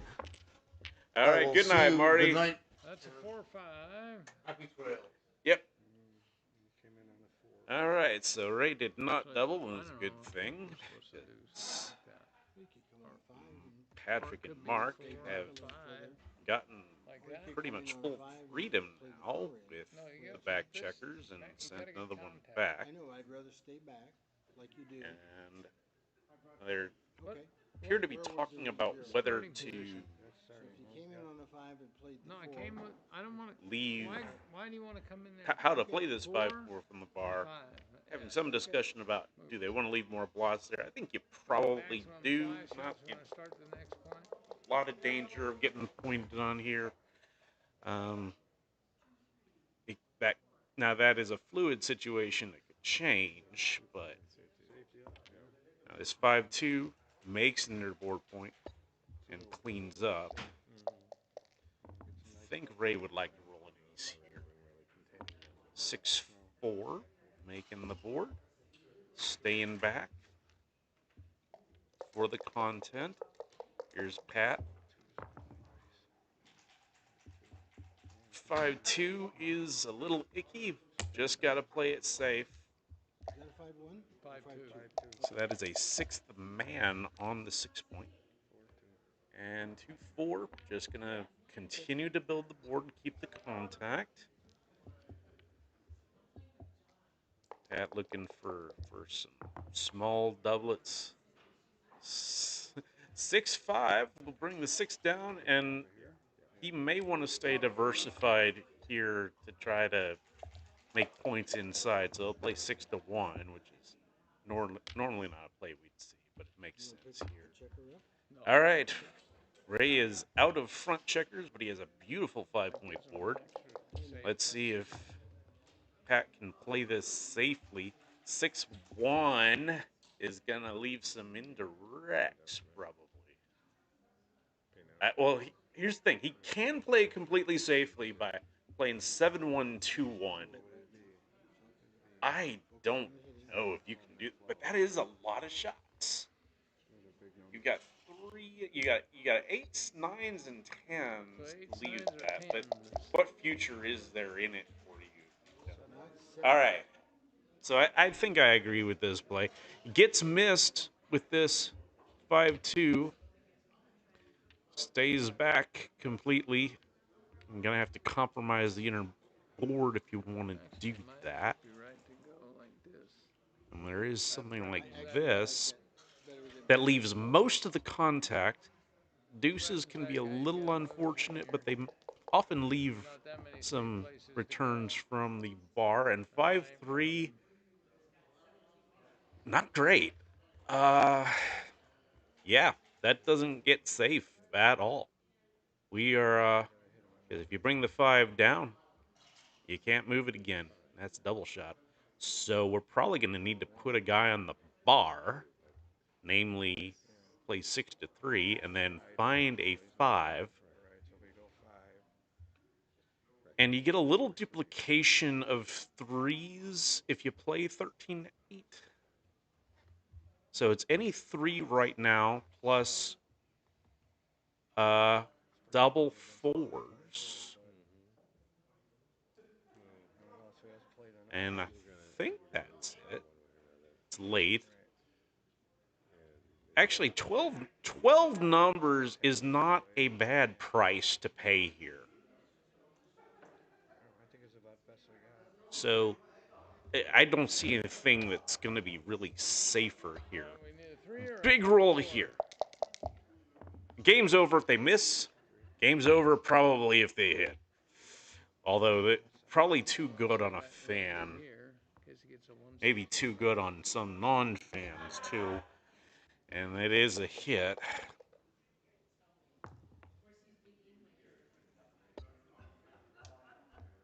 Covering the 1-6 Yep. joker with the ace there. And and we saw a fan, and obviously playing on now. 2 on the roof for One for the G and get one in. So that checker on the ace is not going to live if they can hit it. Yep. And because you definitely don't want them to anchor. You don't care if you get hit back right now. Anchoring is what we want to prevent. And so they'll go for the closeout. They don't get it, but they'll bring another Okay. builder in. So if they do get this second checker closed out completely, they will be favored to win a gammon here. So two checkers closed out with everybody else in the home board. Okay. If he hits, we're Usually you're in the 40% range for that. There's a little wood outside, 3 checkers on the 7 point that are additional checkers to bring in, so that should be a solid favorite to win a G now. G would get them to 3-0. They're going to monitor right in. as they bring these checkers around and bring them in. They're Yeah, going to we have look shot to a lot. see whether boxes, double sixes, whether Might rolling be double better than sixes will leave a but blot. Right now, there's no way they can play it. They won't. Well, that would leave a blot. What? Wait, is that 6-3? Okay, Should we go I was reading it wrong. 3, So 6? probably this. This doesn't Maybe blot 5. on double sixes. Next priority is probably going to be to There we get go. guys on the 6 and 5 point if you can. That's 2 and There. 4. This gets a guy on the 5 point and doesn't blot with boxes, so probably the right idea. 2-1. Or no, what is that? I'm reading the dice right. It's late. 4-1. Okay. And that will take a checker off, so looking good so far.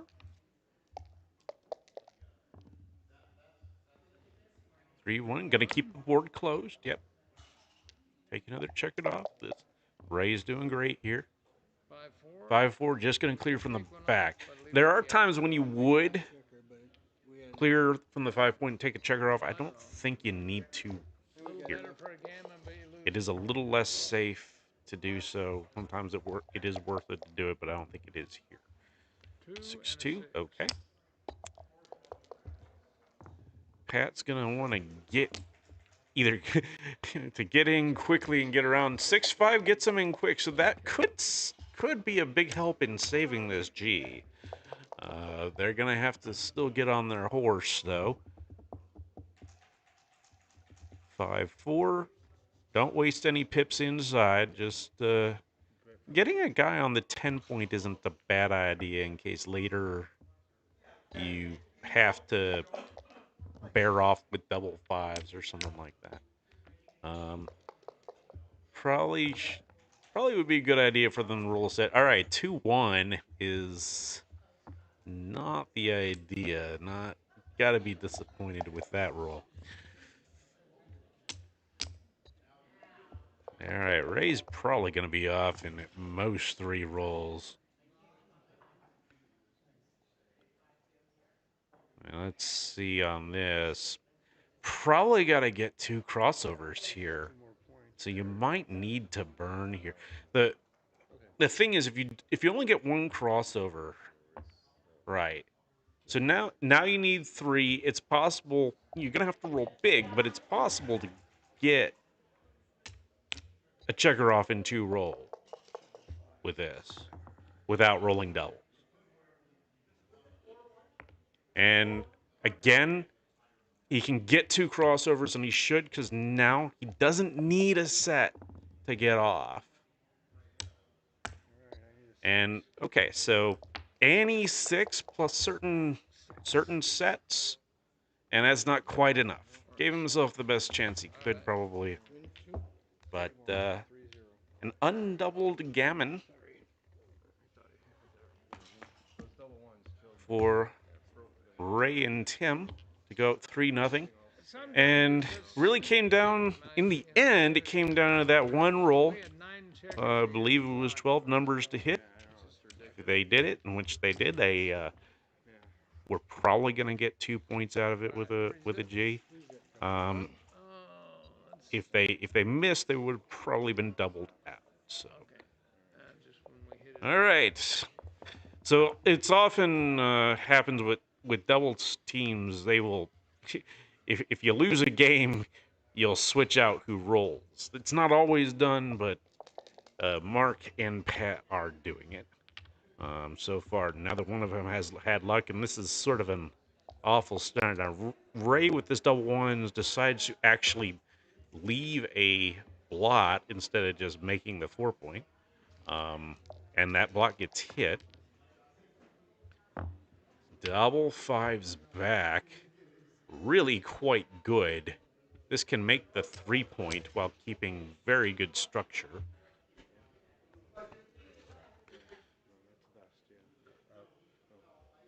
You're done. They're talking probably about moving that. Somebody might be concerned about getting pointed on, but I think you got to take this. 5-2. That's kind of interesting. We'd Um, like to have that anchor. Probably just got to make the 4 point here. Let's do I this. understand the desire to make this anchor. Fours The will get trouble is, so that's you are still leaving shots.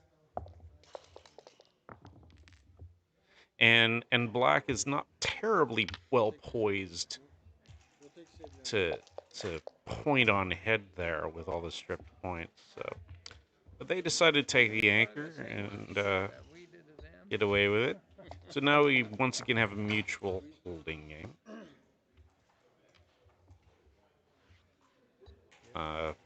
Little goalkeeper in the back for the black side.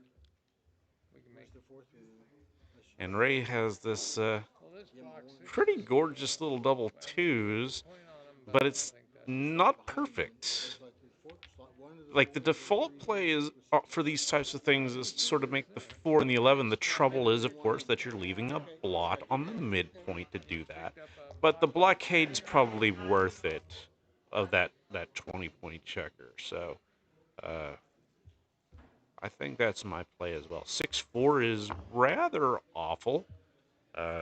Not much to do other than to play that, which is putting a checker out of play on the 3 point. 5-2. Gonna safe up that block. And Mark would really love to get that goalkeeper out of there because every time he can't do that, he has to play his forward checkers. And they don't have, there's not that many of them, not really any place to go. They don't like the prospect of leaving 2 blots in the board, but that's probably the only way to avoid leaving a blot out there that isn't serving any purpose. So. And they decide to do that. okay. So before we roll, we notice that there's 2 blots over there, so that might give us some And kind of options on our Ray is talking and rolling, and double threes, really quite good. Think those, if you're up in the race, you're probably going to race or at least make some progress. So the first 2 pretty much have to come out from the back. The question is, should they continue? And much will depend on the state of the race here. while they're breaking all that stuff down. See what I mean? 89. Well, kind of, So, but they still got 2 strip points and they get blocked over 10, here. Okay. 7, and I don't know if I can count that quickly enough. And there's a benefit they don't get a 3, right? This does put a lot of stress on Mark and Pat's position, and you can see right now, yeah, what one nice thing about this is 6s are tough to play for them, and they're concerned here. Like if you clear the 8 point, then you're like, well, what do I do next time I roll a 6? But then you're left doing something like this, you're bored. It's just not a pleasant situation to be in. So they decide to mess up their board a bit. And Ray is doing some counting and figuring like he's We're up 9. Hit. thinking of cubing this. That's as long as the rest. I don't know. Let's It's see. probably 130 or something. It's not 10%. So. They got 2 121 blocks for in there. white. They may not get up, but they got a We got to roll. take a shot. 102, Okay. I don't think we lose the market unless you roll big. 130 for black. So from a racing standpoint, it's not enough. From a positional standpoint, it may be more attractive, but may not be enough.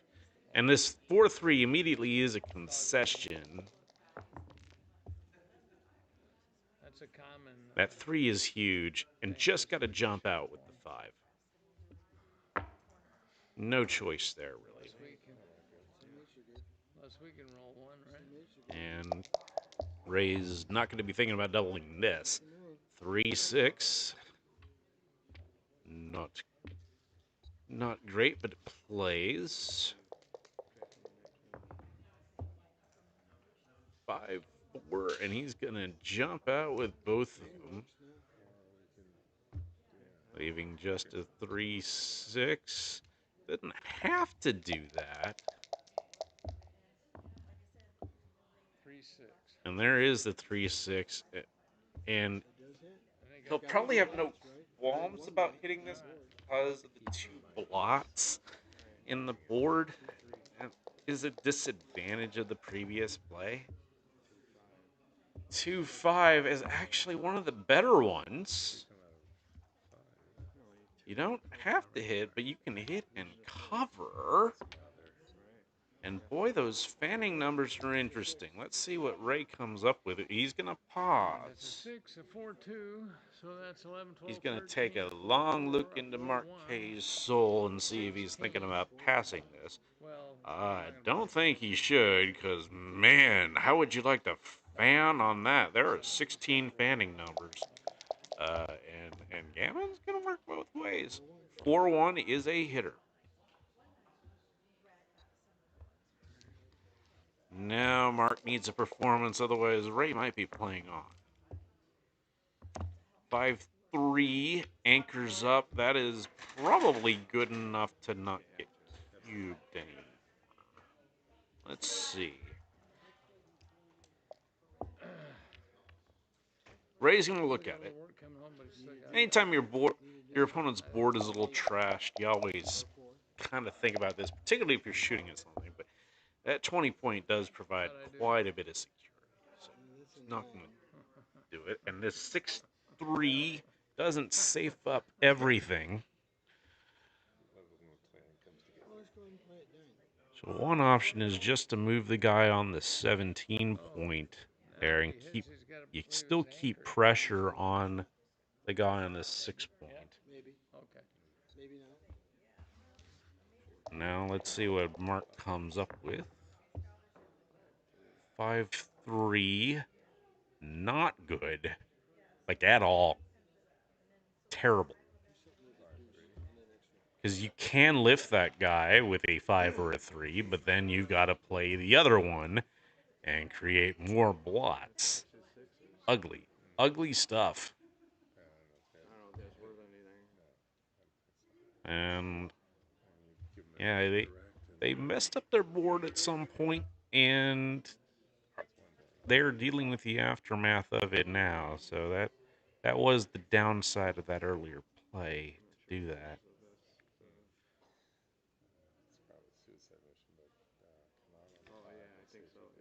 And they're probably just counting shots now. So this is 8s and 11s. 6 8s and 2 11s, and I don't think they overlap. So that's 8 numbers. And now Ray is going to think about this. Or not. Okay. I'd have thought about it.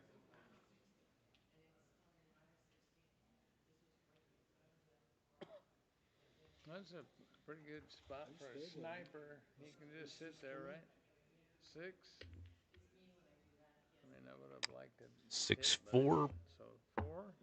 Probably just got to stay back with the back man.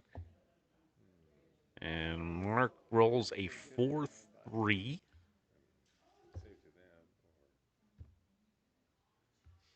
how many shots do you want to leave versus how much contact do you want to have? Things you'd be thinking about are you can move that guy on the 12 point all the way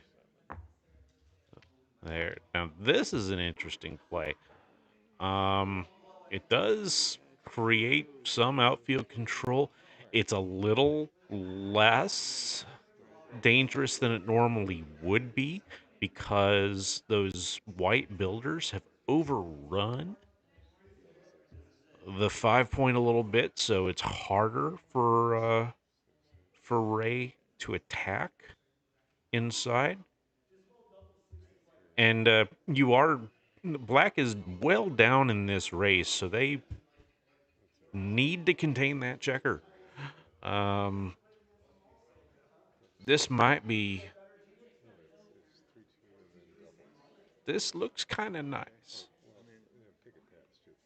This looks kind of nice. Wonder if they'll set up any alternatives for us, but um, you know, you can't joker-proof the position entirely. There you go.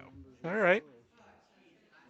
We're up 22. So just But when we come out here, we're gonna leave a double shot. So just double sixes from the back, and then like some 3 2s, some double twos, some double ones to point on the head of that guy. As you come out 2-1 here will pick over and pass, but it's enemy territory, not it's a the end double of the shot. world. We should have a better Uh, then. Ray is We can Numbers pick will make 'em it as- two. And then going through the numbers here. whatever you think. Roll if you feel it. Yeah. There's a few I'm devastating low ones, 109, but but practicing lots. Let's just try to roll probably double not six. enough. And when he doesn't roll a devastating one, he probably has to Three, weaken his two. position a bit. Low numbers are fives is good. also So I Medium think numbers he's are going to good. wait. Everything's pretty good. Double fours. Double fours, you always kind of hold your breath on those sets. That's not very good. The back checker doesn't get very far. It sucks a little bit. I think he might have to actually bring him out because if you play all these four up front, you're going to have to do some compromising of the position. This and do this. There's no shot. No, we're just way up in the race. I know it is running into a double direct, So but 16 is about 36, do 50. we I don't wanna want leave any shots to open. give up all these points? Ray says yes.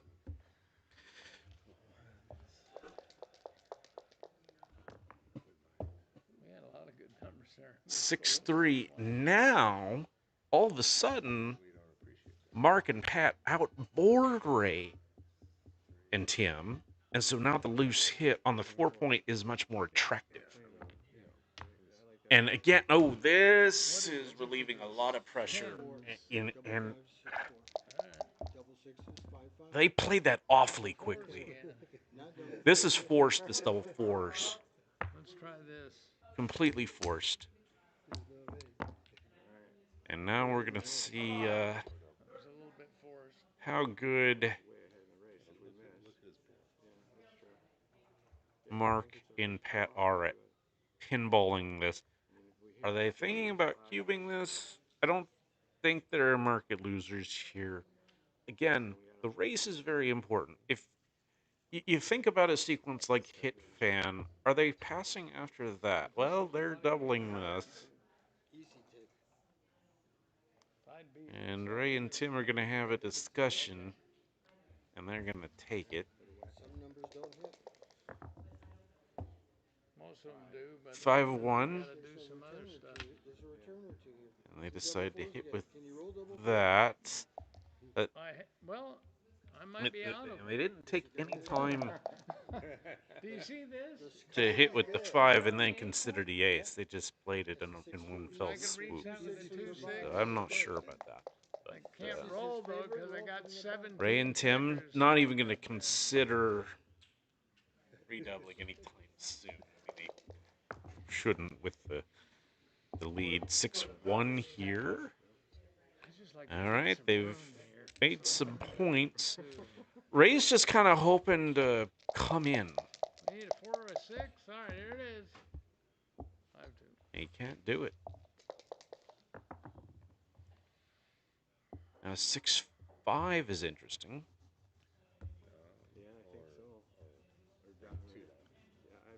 has to give up some of the outfield control, I think. Otherwise, you're burying checkers deep. 2-6 from the bar. 2-6 from the Oh, bar. no. Yeah, it's just not Not the right fielder. The four-wheeling roll. Exactly. when you play the position stiff like that before with making all those points out there. You run into spots like this where you don't have good places to put the checkers. What's the other alternative? Yeah. Is So, just, I mean, well, here, 6-5. 5, right? The Well, that might be positive better, point actually, part of because this he does play come in is and that he double gets around sixes and and double another fours are and it at doesn't least get partially blocked, right. You can't Can't hit touch it. us. Right. so it prevents Double fours, double sixes. getting jokered immediately. 6-2. 6 comes in. Now, the question is, He didn't say it though. do you want to stay Okay, there and so potentially if get you sit attacked, there or do you and want hit to it come and out they get a and shot back, generally right get there, they hit get three again? shots, right? So I'm thinking Um, it's this. And we get Are you?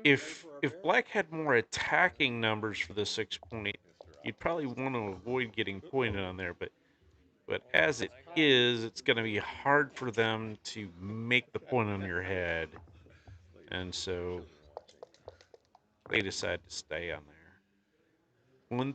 1-3 is definitely hitting, and the question is, are you continuing? There, looks like they're setting up, picking, and passing. right. Because what else are you gonna do? Right. And returns. The thing you got to look at is, it is risky to leave it there, but then how are you going to win this? And then they get hit back. Right. I did. That was sold yesterday. Me like 6-2 enters with the 6, unfortunately. And then they got to find a deuce to play. They're going to keep contact. Let's just think about this. And Yeah. raise on roll. Say the same thing. They're going to think about cubing this. Just have to. Well, let's. I If you hit and think they don't hit you. Or if you miss and they don't I hit think you. I would just Right. roll. I Doesn't mean, we really just matter. come over here. So let me count this. We're up 1, 25. That's 26 and Going through the 12, numbers, 38. 17 hitters. Now, they're not all winners, but a decent percentage of your wins are going to 28. be gammons. Not a ton, but 16, um, 20 pips up. But you shouldn't be looking for an excuse to send it when you're But you ahead. hit with sixes Yeah. and double sixes bury. certainly And even if you miss, if you just get over here and he misses, you certainly I would feel foolish if I rolled something like 2-1, makes a testicle. 3-1, But 4-1, double Okay, 5, let's take a look. I'll take a picture 3-2. and then I'll think some more about whether I'm going to do it. Okay. And they would be putting the match on the line if they redoubled this. Giving Yeah, but the opponent I'm the gonna chance check to it take later and anyway. reshove. Where did Now the thing is, they can also lose their That's market just- you here. can't take a I don't picture see- before Uh, you play? No, you're Supposed to make make your the decision. Any rules hit before followed the by a game. miss almost certainly loses the market. Okay, stop Any talking because it's my turn and I'm trying to figure out what I'm doing. any move of the white checker into the outfield, into his side of the board, followed by a miss, you're just miles ahead in this race.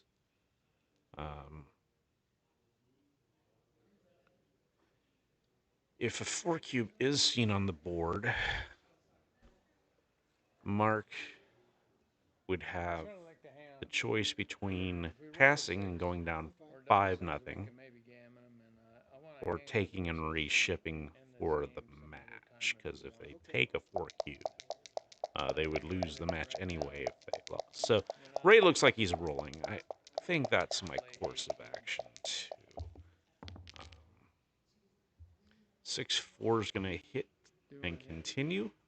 So leaves a 6-2. Okay. And And then smile. Mark needs to perform.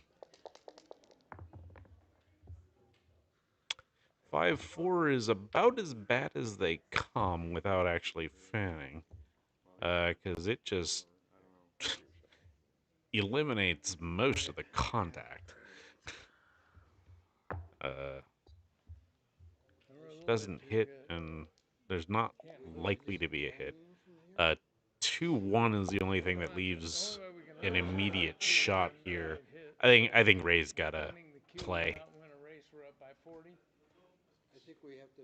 I think there's enough freak gammons What's here. the 2-1? Well, Not a 2-1 might lot, get 'em again. but you know, a lot of them We don't start get with gammon with the 2-1. picking and passing, They might hit. or you roll a freak set of doubles, and the only bad number is 2-1. They don't always hit you after that. So you just You play. think they're dropping then, right? Are you saying they're dropping? You just I'm play. gonna roll, so I'm gonna take. Yeah, absolutely. Ray's gonna take a picture of it. They weren't gonna do Now, it before, at but this tournament, now. Then it was announced that you should say your intention or what you're gonna do on the play And we before could you win take the again picture. 5% of the time. So it's a monster. Don't do it. One. And Ray rolls boxes, so he's free rolling for a match-ending gammon here. Not likely to get it after that double threes from Mark, but When we can't win one. we're gonna play for it.